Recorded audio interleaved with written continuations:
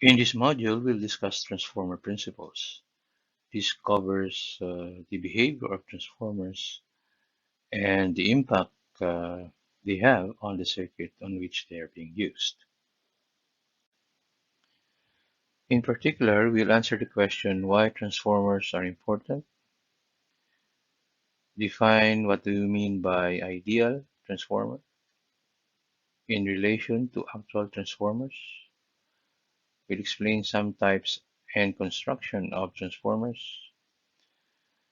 We'll develop equivalent circuits for transformers to simplify their analysis. And with that, we'll be using parameters uh, that are specific to transformers. And with that, we'll follow up that with on how to determine these parameters using open circuit and short circuit tests. So what are transformers? These are devices that can change the voltage level of a power system from one level to another level without changing the frequency of that uh, power system. It consists of two or more coils or windings that is wrapped around a common ferromagnetic core. A ferromagnetic material are materials that can be magnetized. A good example are steel and iron. One of the windings is called primary, and that winding is connected to the electrical source. And the other winding is called the secondary, that is connected to a load. To illustrate, let's say we have a ferromagnetic material, and it is constructed such that we have one leg and a second leg. So we call these, let's say we call this leg the left leg, and here we have the right leg. We also have a single phase power line.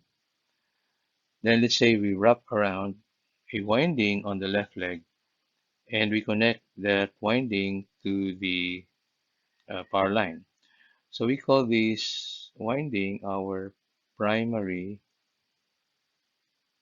winding. So that will draw a current, a certain current. And let's say we wrap around another winding on the right leg and we connect this winding to a load. So this is our load. This winding is called secondary winding.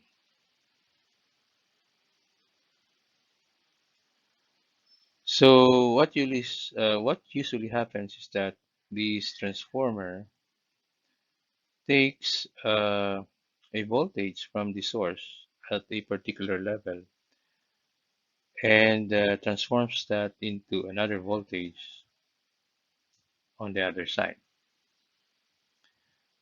For example, this voltage here, let's say, is 7,200 volts, and we transform this into 240 volts. So this transformer is changing the voltage level of the power line from 7,200 volts down to 240 volts at the same frequency. So this line, let's say, is 60 hertz.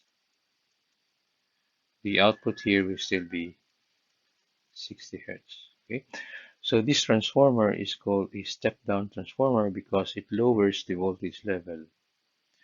Now, there's another transformer that increases the voltage level. So we call that a step-up transformer.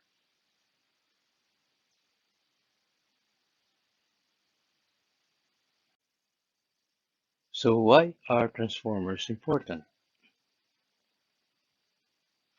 in particular, why do we need to step up a voltage level from a lower level to a higher level and vice versa? Okay. So these are the reasons. So we usually step up a voltage level to reduce power transmission losses. And we step down AC voltage to a lower level for power distribution or usage. Okay, so that is as simple as it. But going back to the question, why do we need to step up a voltage level? Okay, why can't we just connect a source, power source with a particular voltage directly to our homes? We need to understand that our our electrical power that we use in our homes usually comes, most of it comes from a faraway place. It comes from a power plant that is usually located far from urban places. If we, for example, use a power plant, a hydroelectric power plant, that is usually located in the mountains, right? So let's say we have a power plant here, okay, and let's say this power plant generates a voltage of 230 volts, and we transmit that directly to our homes. Okay, we transmit that directly to our homes. Um, Depending on the distance, so this distance is usually very far, some ranging in several miles or 100 miles. So because of the distance, we have a very large voltage drop. Voltage drop. And what comes to your homes is a voltage that is very small and a useless voltage because the voltage is very small. And consequently, because of the very large voltage drop, there is a very high power loss along the transmission line. No? Okay, this, of course, the power loss depends on the capacity of the power plant. Now, so power plants or the transmission of electrical power usually have two criteria. It must be, it must have a low voltage drop and a low power loss. And that cannot be achieved using this connection here where we connect the source directly to our homes. So what we do is uh,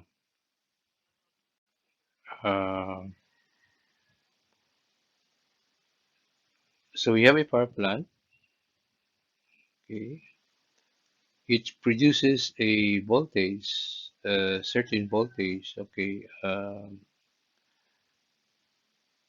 and generators and power plants cannot produce very high voltage. They're usually limited to just a few thousand volts. Okay. So what happens here is before we transmit it to a line, we usually pass it through a step-up transformer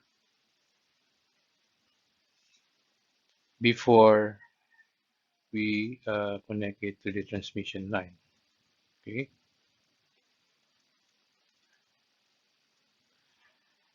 and then on the other end, so let's say this is just for the sake of explanation.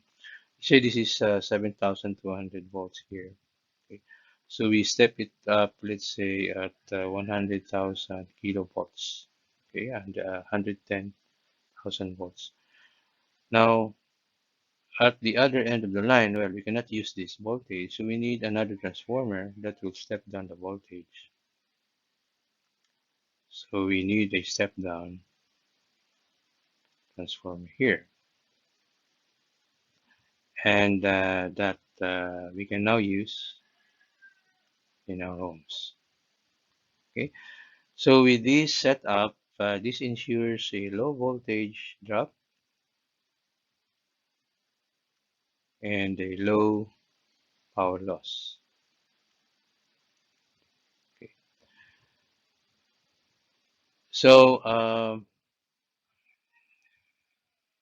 without transformers, we cannot tap or we cannot bring the power generated by hydroelectric plants going to our homes. So that is how important transformers are. And without their invention, we could be in the dark ages until now.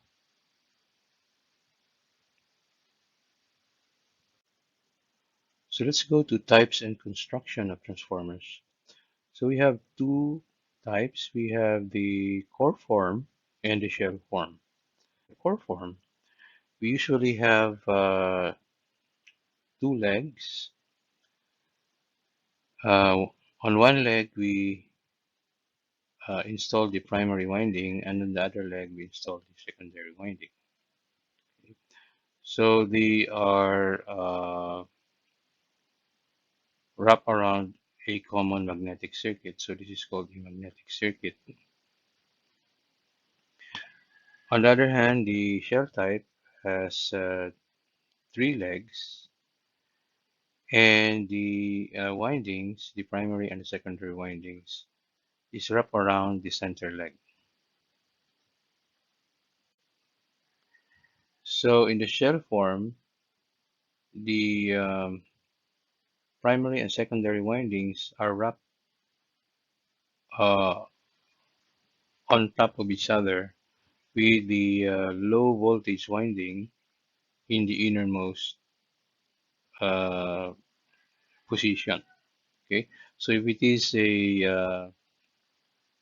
is a step-up transformer, that would mean that the primary winding is in the innermost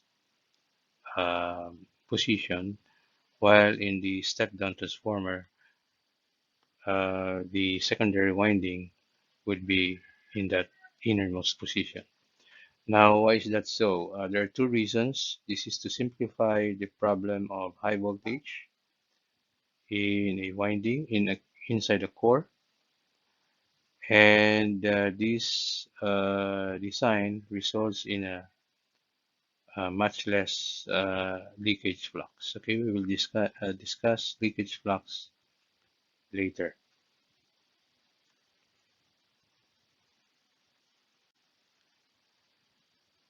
So power transformers uh, are also classified based on usage. We have what we call the unit transformer, and these are the transformers used in to step up voltages. So they are usually found in power plants. We also have a substation transformer. So in stepping down a very high voltage, they are usually done in stages. So first we have what we call a substation where we have the substation transformers there. They're used to step down a very high voltage into intermediate levels. So for example, from 110 down to this range, okay, so 2.3 to 34.5 kilovolts. We also have distribution transformers, the ones that is usually found on mounted on top of the poles, and they step down voltages into usable levels. So the output of these transformers are where the usually the consumers are being tapped. So that's it for the introduction, and on our next video, we'll be covering ideal transformers.